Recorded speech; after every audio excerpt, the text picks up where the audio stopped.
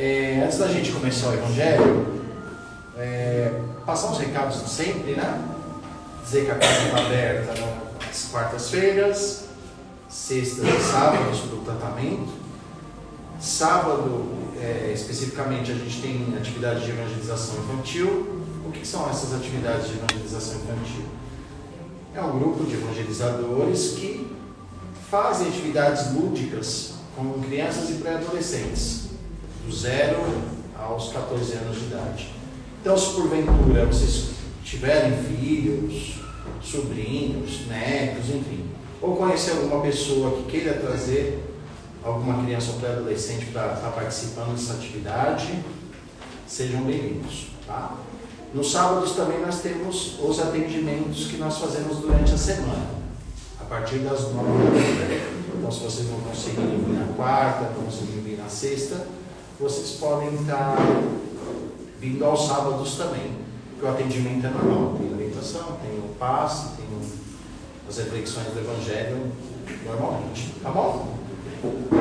Esperar o pessoal se acomodar.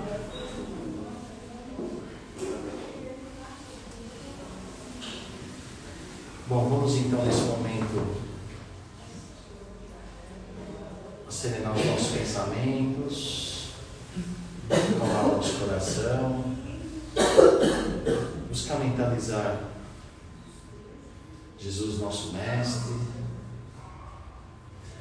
agradecendo a oportunidade de estarmos aqui hoje, tendo a oportunidade de refletir sobre o Evangelho do nosso Cristo, buscando com isso inspiração para a resolução de nossas dúvidas, a compreensão de nossos problemas, que possamos nesse momento nos dedicar a nós, por meio das palavras refletidas no dia de hoje. E assim, gratos, elevemos o pensamento a Deus e agradecemos dizendo: Pai nosso que estais no céu, santificado seja o vosso nome. Venha a nós o vosso reino, seja feita a vossa vontade, assim na terra como nos céus. O pão nosso de cada dia dai-nos hoje, perdoa as nossas dívidas, na medida que aprendemos a perdoar os nossos devedores. Não nos deixes cair em tentações da vida e livra-nos de todo mal. Que assim seja, graças a Deus. Muito bem. Hoje nós vamos fazer uma reflexão do capítulo 7 do Evangelho segundo o Espiritismo. E esse capítulo 7 é uma bem-aventurança. O título é Bem-aventurados os pobres de espírito. Nós vamos refletir especificamente dos itens 3 a 10, cujo título é Quem se elevar será rebaixado.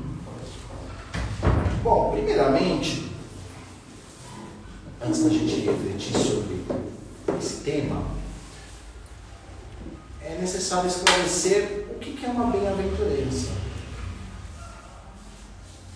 Jesus fala tanto em bem-aventurados, né? Os pobres de espírito, bem-aventurados aqueles que sofrem, que são injustiçados. O que é uma bem-aventurança?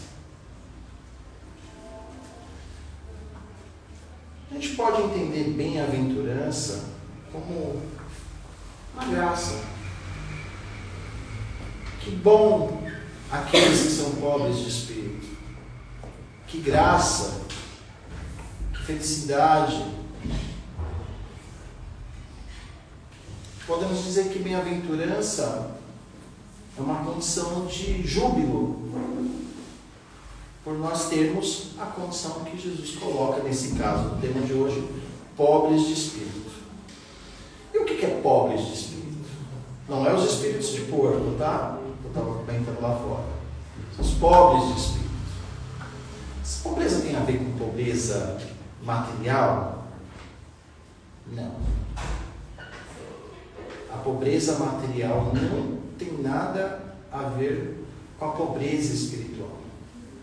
Quando a gente fala de pobres de espírito, nós estamos querendo dizer pobres no sentido de humildade. E a humildade, ela é uma virtude.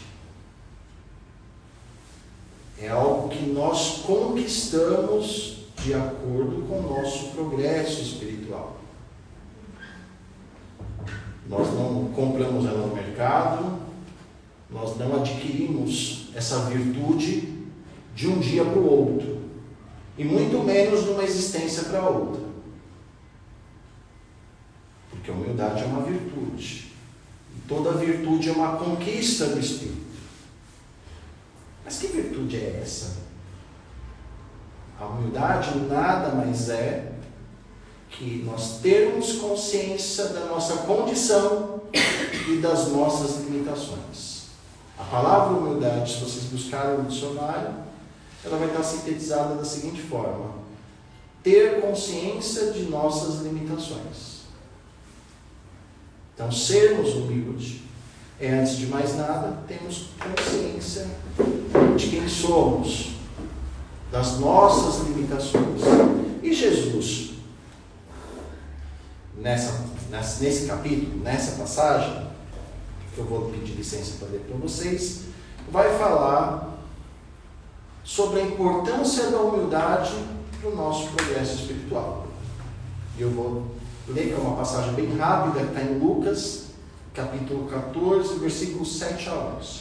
Essa passagem diz o seguinte: E aconteceu que, entrando Jesus num sábado em casa de um dos principais fariseus a tomar a sua refeição, ainda eles estavam ali observando. E notando como os convidados escolhiam os primeiros assentos à mesa, propôs-lhes esta parábola: Quando fores convidado a alguma boda, não te assentes no primeiro lugar, porque pode ser que esteja ali outra pessoa, mais considerada que tu, convidada pelo dono da casa, e que, vindo este que convidou a ti e a ele, te diga: dá o teu lugar a este, e tu, envergonhado, irás buscar o último lugar. Mas quando fores convidado, vai tomar o último lugar, para que, quando vier o que te convidou, te diga: amigo, senta-te mais para cima.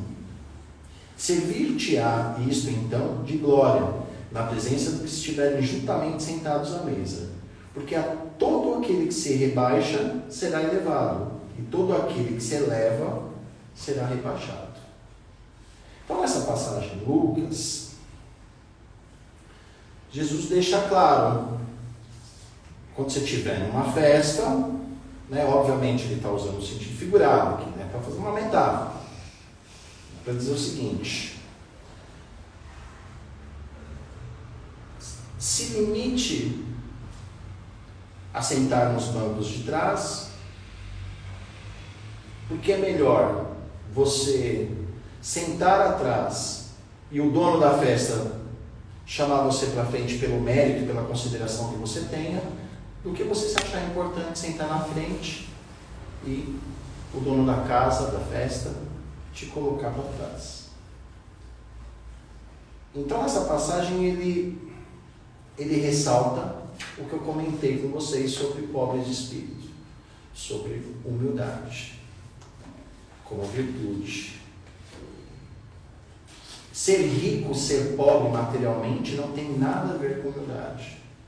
Riqueza e pobreza material é uma condição que o espírito vive na terra. Pode ser uma prova, pode ser uma expiação, enfim. Ser rico é uma condição. O que não significa que uma pessoa que é pobre é humilde, que uma pessoa que é rica não seja humilde. A humildade, como eu disse, é uma conquista espiritual. Há inúmeras pessoas providas de bens materiais que se portam de maneira muito mais humilde do que aquelas pessoas que não são providas de bem material. Numa linguagem mais comum, existem ricos que têm muito mais simplicidade do que pessoas que são extremamente pobres e miseráveis, mas que exalam o orgulho o tempo todo. Isso a gente observa. Isso mostra que o termo humildade não está condicionado a nenhuma classe social. A a nenhuma condição social e muito menos ideológica. É importante a gente ressaltar, nesse sentido, essa questão da humildade. Porque a humildade, ela sempre foi estereotipada, sempre foi um conceito muito deformado em diversos momentos da nossa história. E até hoje, a humildade é deturpada com diversos discursos quanto ao seu real sinônimo. E isso fica impregnado na gente. Isso acaba caindo no nosso imaginário social. Então, muitas vezes, a gente acaba entendendo a humildade como uma pessoa que é simples do ponto de vista financeiro. E não é nada disso. Muito pelo contrário. É uma virtude onde todos podem conquistar. Mas, obviamente, a maioria de nós todos não temos. E aí a palavra, o termo humildade, fica servindo de marketing barato, né? Serve como instrumento de manipulação para induzir o indivíduo a ideia de que você é uma pessoa humilde. A humildade, em vez de ser uma virtude, ela passa a ser considerada apenas um adjetivo. E várias pessoas fazem o que querem com o termo humildade. Os intelectuais mesmo tiram chacota do termo humildade. O Nietzsche, um filósofo alemão, ele dizia que a humildade é a maior virtude dos tolos. Então é assim que muitos intelectuais tratam o conceito de humildade.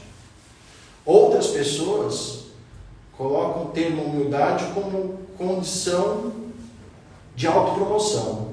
Adoro ver jogador de futebol, faz muito isso. Não, importante entrar no campo com humildade, sermos humildes, porque quando nós somos humildes, Mas, enfim, se entendermos a humildade como virtude e como consciência das nossas limitações, nós percebemos que a maioria dos discursos utilizados com o termo humildade não faz sentido. E nessa passagem, o que Jesus quis dizer com os pobres de espírito, com aqueles que buscam sentar nos últimos lugares?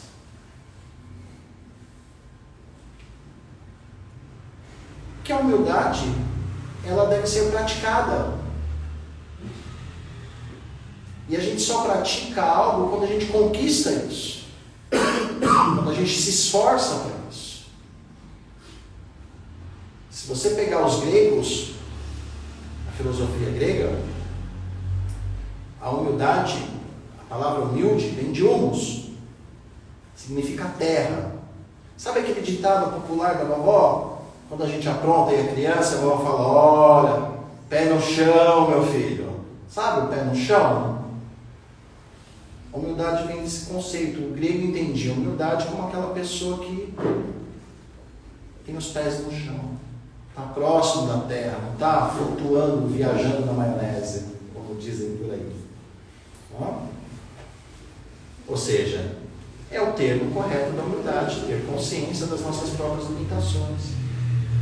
E a gente só consegue isso numa outra condição: quando nós entendemos que nós somos imperfeitos. A gente só tem consciência de nossas limitações quando nós entendemos que nós somos imperfeitos. E que nós não temos todas as habilidades possíveis. E que as pessoas são diferentes de nós. Outras muito melhores que nós em algum aspecto, ou um pouco piores, mas enfim. Todos nós somos imperfeitos. Todos nós, para adquirirmos a virtude da humildade, temos que buscar ter consciência do grau de evolução que nós estamos. Temos que buscar ter consciência que nós somos carentes do amor de Deus. Somos carentes dos ensinamentos de Jesus. Somos carentes quando falamos de progresso espiritual? Por que Jesus pede, ocupe os últimos lugares? Porque se nós acharmos que nós temos condições de estar nos primeiros, na condição que nós temos na Terra, isso obviamente vai mostrar minimamente uma presunção de superioridade, um orgulho, um sentimento de vaidade. E todos os sentimentos, vaidade, orgulho, é um antônimo da humildade. Tudo que é voltado à ostentação do orgulho, da vaidade,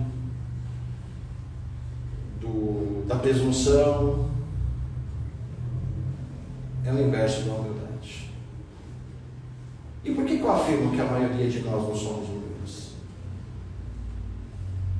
Isso eu afirmo com toda clareza. Eu não estou fazendo pré-julgamento. Quando eu falo nós, eu me incluo. É muito simples. Porque nós somos imperfeitos num mundo imperfeito, de provas e expiações, onde o mal prevalece sobre o bem. Essa é a resposta que os Espíritos deu a Kardec quando foi perguntado em que condição se encontra o planeta Terra. É um planeta de provas e expiações, sofrimento.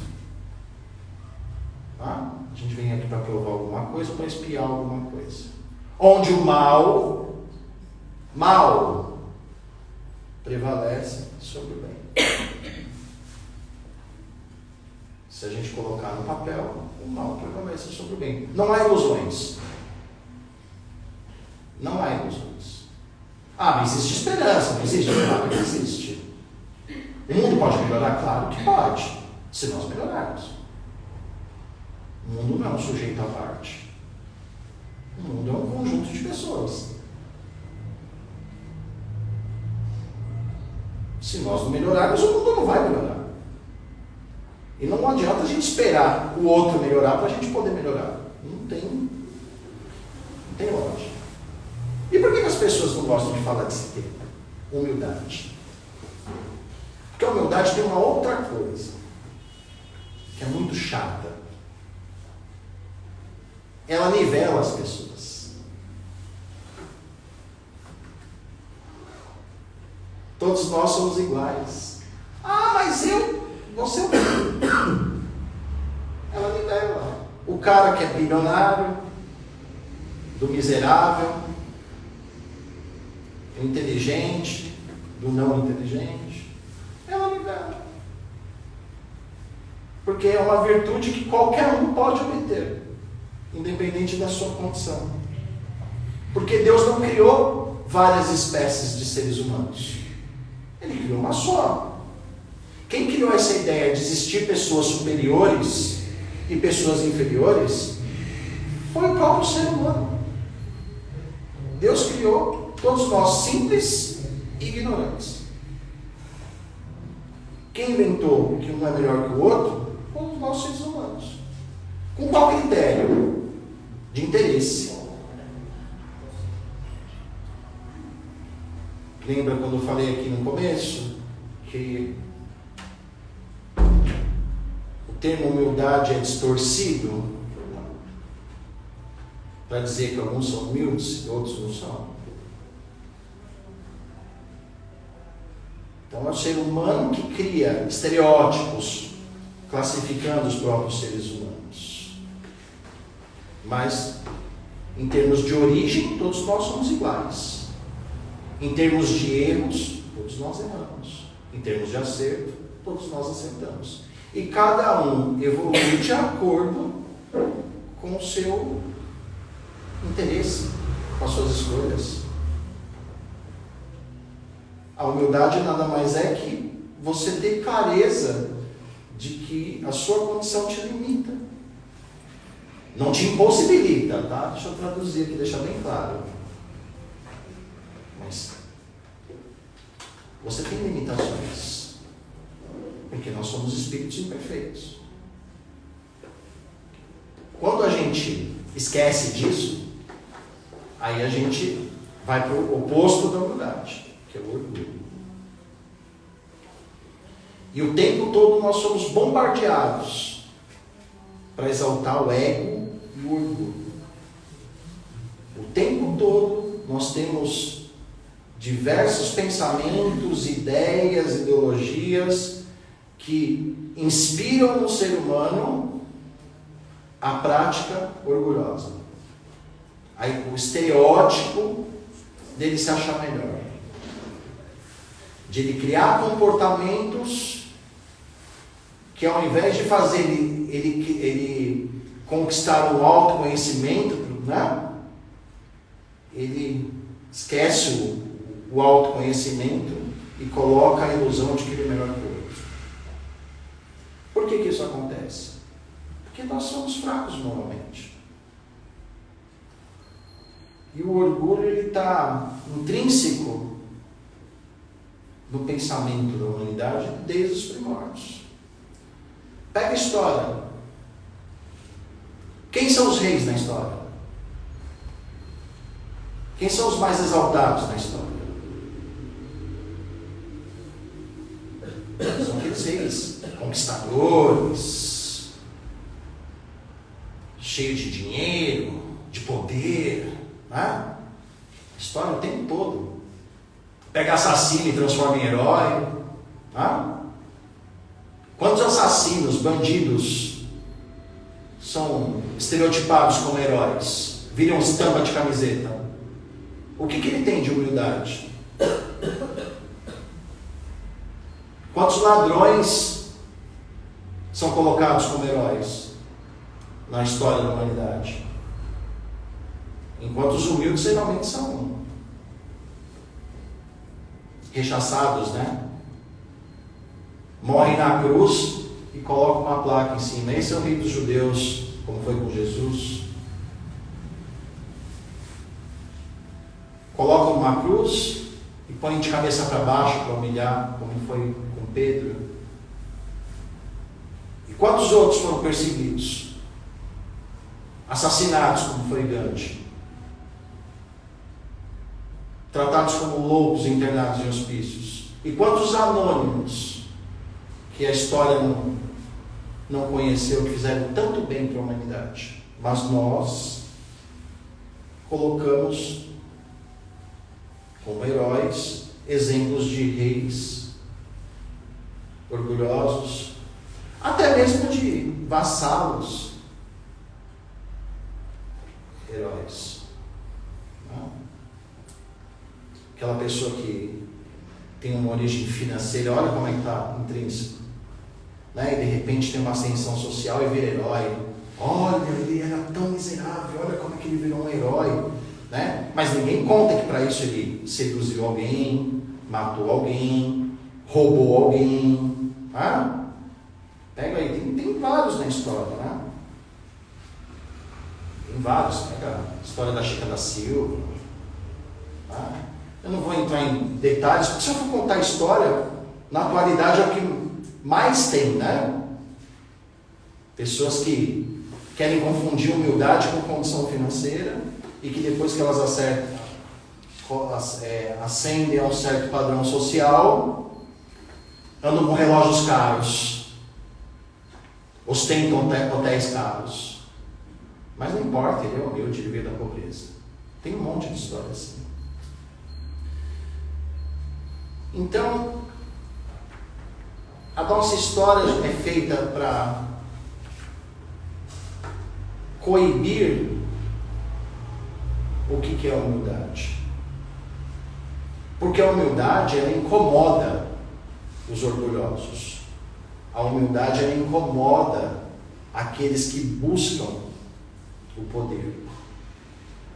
Porque a humildade, na prática, ela ofusca as pessoas que têm poder.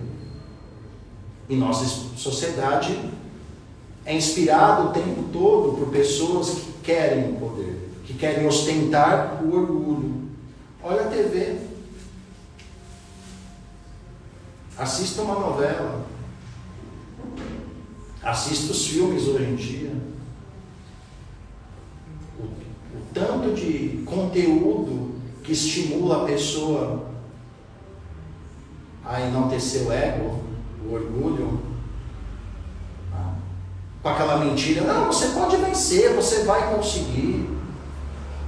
Não estou dizendo que a pessoa não pode, mas quantos podem? Qual é a condição para você poder? Eu ia poder o quê? Olha a escola. Reproduz lá. É uma competição, né? A escola hoje é uma competição. Mas não é uma competição para educar, para emancipar o indivíduo com conhecimento, né? É uma competição de nota, de que instituição você estuda. Né? Uma educação totalmente mecanizada, manipuladora e mentirosa, né? Porque a escola hoje, posso falar com 25 anos de experiência em escola. A escola hoje, ela vende mentira. Ela quer ensinar virtudes. Se nem Jesus ensinou virtudes para todos, imagina a escola. Quem é a escola? Mercado financeiro, mundo corporativo, não preciso nem dizer, né? O que menos tem ali é humildade, né? Ali é o bezerrinho de ouro. Ali o que menos tem é humildade. Ali, se puder um matar o outro para lucrar na cabeça do outro. Se vocês estão se reconhecendo nesse meio, bem-vindos ao clube, porque todos nós estamos nesse meio. Esse é o nosso planeta. Não há nada diferente. Família. Ixi, agora eu peguei pesado, né? Família. Os pais que envaidecem os filhos. Acham que o filho dele é melhor que o do outro. Que o filho dele é um gênio, que ele vai ser um artista. Que ele é enriquecido de hiperhabilidades, né? Altas habilidades, como dizem os pedagogos, altas habilidades. E pior que isso, né? O pai reproduz dizendo o seguinte, pai, eu quero isso, o pai dá tudo que o filho quer. Sem mediar, sem mostrar o valor das coisas, sem criar valores morais saudáveis. E aí a gente está ensinando humildade? Não, estamos reproduzindo orgulho. Então, de uma certa forma, nossos pensamentos, nosso mundo, ele sempre acaba se condicionando nessa lógica. E automaticamente, nós vemos o mundo como ele é. Os comportamentos nada mais são que resultado do nosso cotidiano, das nossas práticas. E o pior é isso.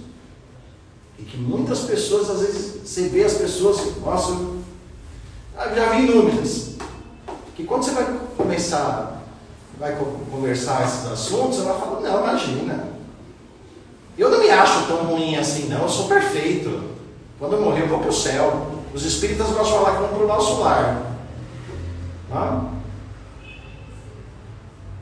Não, vou para o céu. Não, eu não faço tão mal assim. A Terra já é a prova que nós somos imperfeitos. Tem muitos que acham que vão desencarnar e vão para o reino dos céus. E Jesus deixa bem claro: felizes aqueles que são os pobres de espírito, porque eles sim, é deles sim o reino dos céus. E o que é o reino dos céus? É um lugar de harpa, de anjo? Se for, não vão, que deve ser chato. Obviamente que não é. O reino dos céus é, antes de tudo, uma condição, um estado de espírito, um estado de felicidade, de paz. Querem felicidade melhor que paz?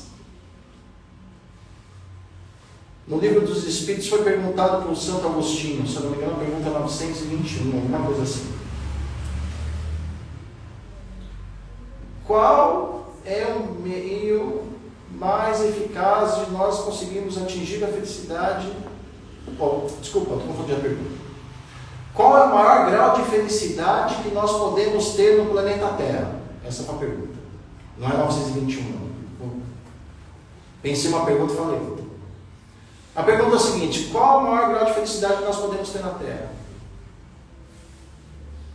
E o Santo Agostinho responde numa frase só: o de ter a consciência tranquila. Esse é o maior grau que a gente pode atingir de felicidade, dentro da nossa condição espiritual.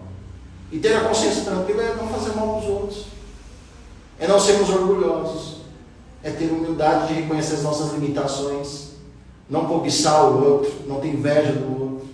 É simples, na teoria, tá?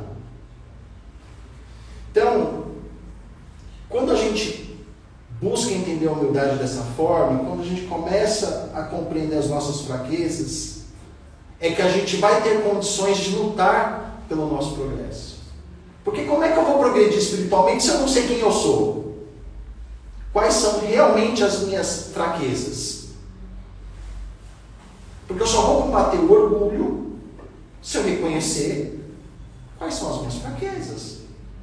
Porque o orgulho ele vai ofuscar minhas fraquezas. Ele vai mentir para mim, dizer, falar, não, eu não sou. Eu vou mentir para os outros, não, eu não sou.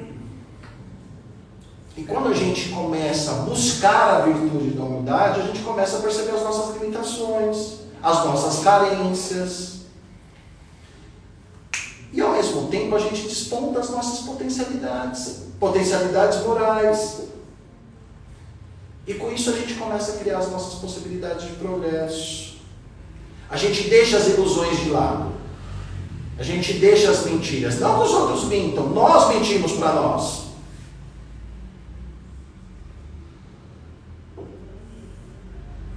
E o que é a vida nesse sentido?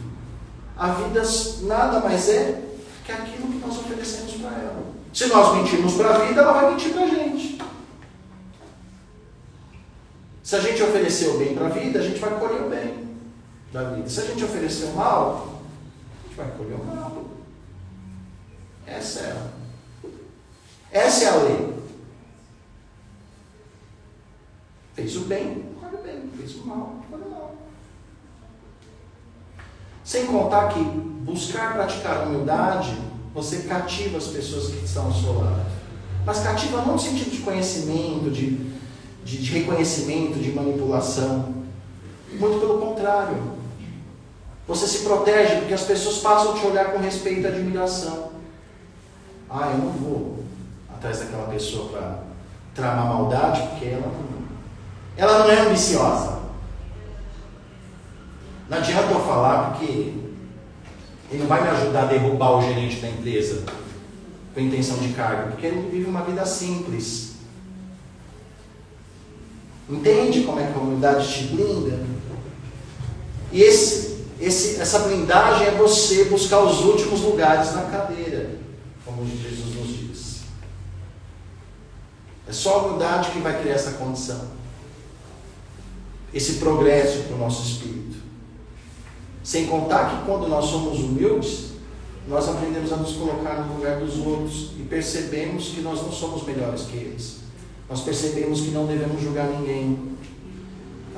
Deixa eu pegar aqui. Eu anotei uma frase do Emmanuel que eu acho que cai perfeito nessa reflexão. Olha só que interessante. Aceita-te como és e aceita a vida em que deve estar, na condição em que te vês, a fim de que faças em ti o burilamento, ou seja, o polimento necessário. Aceita quem você é. Porque quando a gente aceita nós mesmos, reconhecemos nossas limitações, nós não ficamos obstruídos pelas mentiras dos outros e nem pelas nossas, nem pelas nossas ilusões. A gente não cria uma imagem falsa de quem nós não somos. O orgulho não ofusca as nossas visões. E aí a gente começa não só a desenvolver a humildade, como outras virtudes, como o amor, por exemplo. A gente começa a praticar o bem. A gente muda o eixo. E quando você busca o bem, o mal se afasta. Não é? Vou no centro espírita para afastar, se tem algum mal olhado em mim, né? Tem algum mal olhado. Eu vou no centro espírita, eu preciso tomar paz, porque eu preciso afastar o mal de mim. Não, você não tem que afastar o mal de você. Você tem que atrair o bem para você. Você só afasta o mal com a presença do bem. Agora, se você fizer o contrário, é o que Jesus disse. Aquele que se eleva vai ser rebaixado. Quem é esse que se eleva? Se eleva se achando melhor que os outros pela fortuna, por títulos acadêmicos, por glórias. Porque vai desencarnar e vai chegar do outro lado desprovido de tudo. Não vai ter mais título, não vai ter mais dinheiro, não vai ter mais poder, não vai ter mais glória. A única coisa que ele vai carregar de tudo isso é o orgulho que ele tem no coração dele. E vai ser difícil. Imagina a pessoa que vive aqui cheia de... se achando a melhor pessoa do mundo, importante, missionário na Terra, porque ele é rico, e tudo que ele fala no YouTube comove as pessoas. Imagina na hora que chegar lá, não vai ter nada. Não vai poder levar a Maserati dele. Não vai ter os milhões de seguidores dele. Imagina a crise que vai ser. Bom? Para a gente finalizar, porque hoje a gente começou um pouco mais tarde, eu acho que já passei os minutos, para não atrasar ninguém.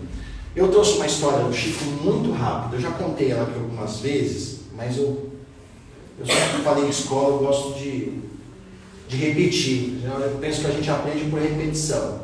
Né? Pelo menos eu sou assim, eu sou tão ignorante mesmo, sabe, para aprender as coisas, que eu tenho que repetir, é decorar tabuada, eu não consigo aprender de outro jeito. É de um livro chamado do Antônio de Marco, chamado Nas Bênçãos de Chico Xavier. E ele tem uma história, eu vou resumir, tá? O nome da história está no capítulo 2, Humildade e uma Conquista Espiritual. E assim, o Chico estava atendendo, né, fazia filas quilométricas de pessoas para abraçar o Chico, conversar com o Chico lá na Casa da Prece, lá em Uberaba. Ele fazia as ele atendia as pessoas antes de fazer a psicografia e depois de fazer a psicografia. E aí, um belo dia ele está lá, e uma pessoa lá conhecida do Chico encontra o Chico, né? Pega a fila, encontra o Chico e começa: Chico, que a minha vida não está fácil. Chico, você sabe como é que é em casa, não sei o quê. E fica lá 5 minutos, 10 minutos, e o Chico escutando, né, com aquele coração dele. Aí aparece o Emmanuel. Chico, manda esse cara embora. Mas Emmanuel, ele está... Manda ele embora, você tem mais o que fazer, você tem que fazer as psicografias, você tem que atender outras pessoas. Né, o Emmanuel, com aquele jeito bem objetivo dele, né? E aí o Chico fica todo sem graça, eu vou ser mal educado. Mas fala pro cara: olha, eu estou entendendo, mas olha, outra hora a gente conversa, eu preciso atender aqui, preciso fazer as cartas, né? E o cara sai pé da vida. Tá vendo, Chico, cara é idoso. Aí todo mundo fala que ele é humilde, que ele escuta todo mundo, que ele ajuda todo mundo. Aí, ó, com um monte de problema, querendo falar com ele, e ele me dispensou na cara dura. O Chico não presta, um safado, um pilantra. E foi embora lá chutando as pernas. E o Chico ficou com aquilo na cabeça, fez as atividades dele e tal, ficou com aquilo na cabeça. Foi para casa. E aí, ele intrigado por ter sido mal educado com coisa, o Emmanuel aparece. E foi, Chico, você está aí se lamentando, triste, chorando? Eu fui muito mal educado com aquela pessoa, né, que eu conheço inclusive, né, que estava aqui conversando, que você pediu para mim. Você acha que eu não? Então vai lá pedir desculpa para ele. E aí, um belo dia, o Chico está andando na rua, encontrou com ele, tá? E olhou pro cara, o cara já olhou ele todo revoltado, né? Aí o Chico: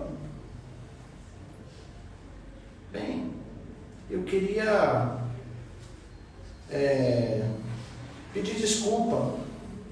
E eu vou ler para vocês, que é bem curtinho. Acho melhor ler do que eu explicar. Chico, o que você quer de mim?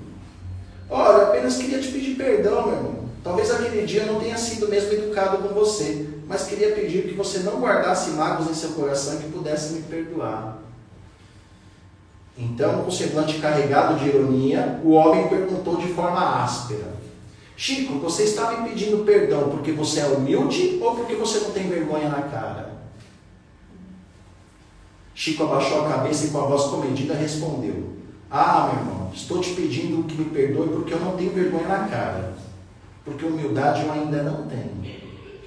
A resposta do Chico desarmou aquele homem, que sem jeito sorriu e deu um abraço no médium dizendo: Chico, só você mesmo, eu te perdoo, mas se você tivesse dito que era por humildade, eu não iria te perdoar. Quando eu li essa história, eu pensei o seguinte: nossa, se o Chico,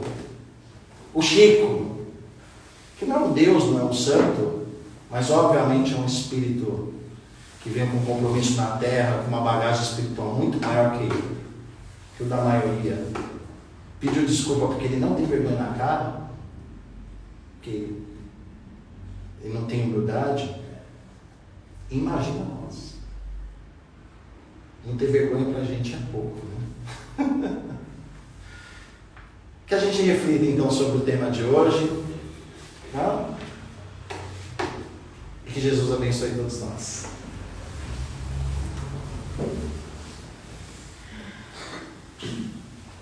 Vamos então nesse momento agradecer a Deus, a Jesus, por mais esta noite, por mais esta oportunidade de realizarmos as reflexões do Evangelho. Agradecer aos amigos espirituais presentes aqui conosco e buscar entrar em sintonia com Deus nosso Pai, juntamente com esses amigos espirituais, rogando ao Pai energias de paz, de saúde, de equilíbrio físico e espiritual. E nesse momento, agradecendo ao Pai por essas energias que perpassam a sala esta noite, energias que nos tocam, que passam por cada célula de nosso corpo, que nos ilumina, que acalma nossa mente, nosso coração. Que essas energias sejam distribuídas em pensamento. Vamos até o nosso lar. Passamos em pensamento por cada canto de nossas casas, distribuindo essa energia que nos foi concedida de amor, de paz.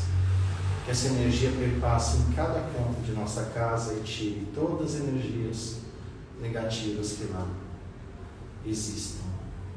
E que nós, infelizmente, criamos pelos nossos maus pensamentos e ações.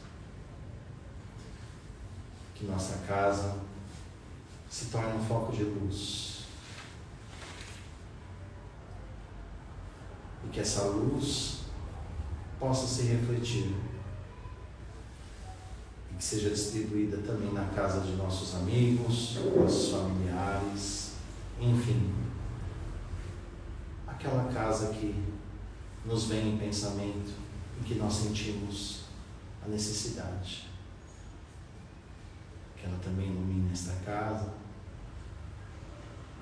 que ela se multiplique, que ela vá também aos nossos locais de trabalho,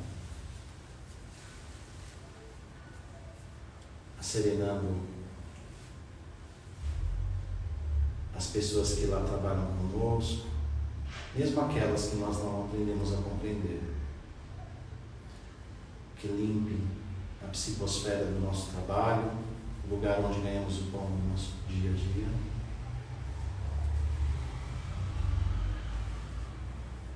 E que se nesses lugares tiver algum irmão desencarnado que não tenha o propósito do bem, que ele possa ser acolhido por esta equipe espiritual desta casa, de acordo com a sua necessidade e o seu merecimento. E que essa luz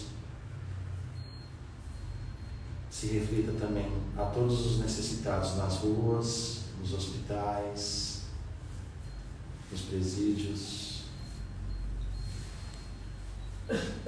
aqueles que tenham necessidade possam recebê-la de acordo com a sua necessidade e também com o seu merecimento. E agora voltamos o pensamento a esta casa, aqui nesse salão. Busquemos sentir os nossos pés, nossas mãos, respirar bem profundamente e juntos com a equipe espiritual desta casa agradecer por mais uma oportunidade de estarmos aqui presente. Agradecer a Deus por esta casa, que esta casa seja sempre amparada, protegida, que ela sirva de farol para todos aqueles que porventura busquem uma luz. E assim agradecidos, pedimos licença para encerrar o Evangelho desta noite, dizendo: Pai nosso que estás no céu, santificado seja o vosso nome, venha a nós o vosso reino, seja feita a vossa vontade, assim na terra como nos céus. O pão nosso de cada dia dá-nos hoje, perdoa as nossas dívidas, na medida que aprendemos a perdoar os nossos devedores. Não nos deixes cair em tentações, livra-nos de todo mal. Que assim seja, graças a Deus e graças a Jesus.